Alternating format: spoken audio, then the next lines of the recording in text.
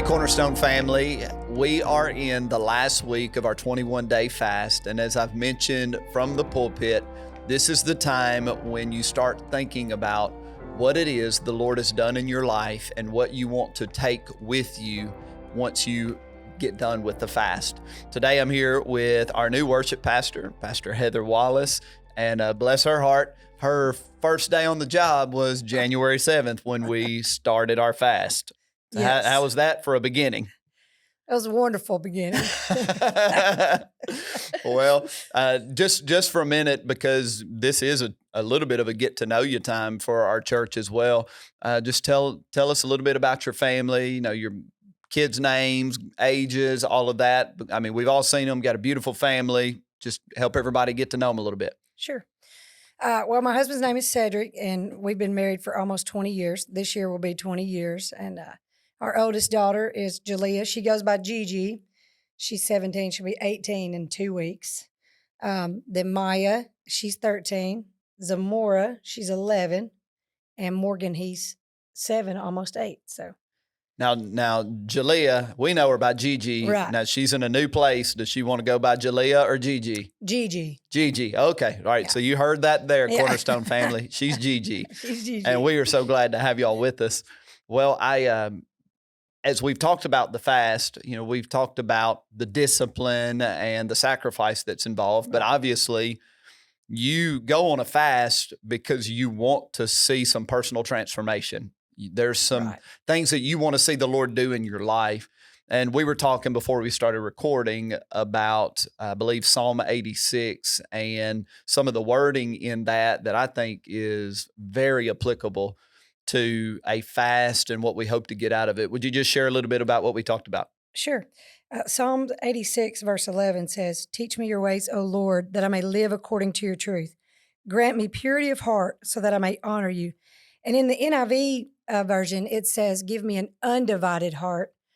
And for me, this scripture just speaks so much about how we should just be living as men and women of God. Like, Lord, that our prayer and our heart's cry would be, give us a heart that's undivided, meaning that our heart beats for you and you alone, and everything else falls under that and falls into that pattern of life. Like, every day of our lives, I don't want a heart that is spread between so many different things. I want my heart to be sealed with the Lord and just undivided. I'm not in good examples of that maybe is that I'm not giving in to anxiety. Right. I'm not giving in to worry. I'm not giving in to stress. My heart is not divided between those emotions versus my faith in who the Lord is and knowing that my heart belongs to him and he takes care of everything else. Yeah. It's not just, hey, don't have any hobbies, don't have anything you enjoy. Everything has to be like blatantly Jesus 24/7. It is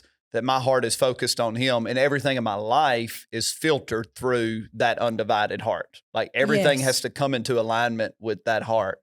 Yes. What do you think a fast does, or how does a fast help us to develop that heart that's undivided? I think when we deny ourselves of whatever it is, of food or social media, whatever the things that people are choosing to deny, when we deny ourselves and we don't give in to our own fleshly desires, it allows us, it's almost like our spiritual ears are open to hear the Lord more, and he draws us closer to him. And we find new ways to fall in love with the Lord. And it's almost like it just awakens a hunger for him in a new and a fresh way. It's, sometimes you can find yourself in these just routines and rituals out of religious obligation. But when you fast and you deny yourself, it's just like there's this hunger that the Lord brings. Right. And in that desperation of the flesh, the Lord fulfills you with his spirit. Yes. I've heard it explained this way. If you're going down the road, your spouse is in the passenger seat and you have the radio blasting, and you're trying to hear what they're saying.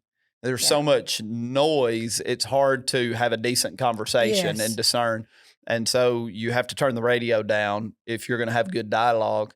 And I've heard it said that a fast in many ways is like that. You're turning down noise in certain areas of your life so that you can hear him. And maybe sometimes what he speaks is, hey, this is an area where you're a little divided. Oh, most definitely.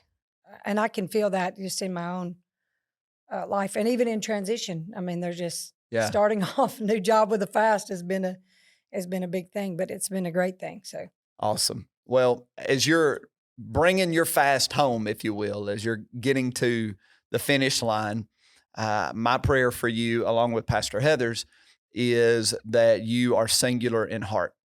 And again, that's not that you cut off all the different things that you love and enjoy.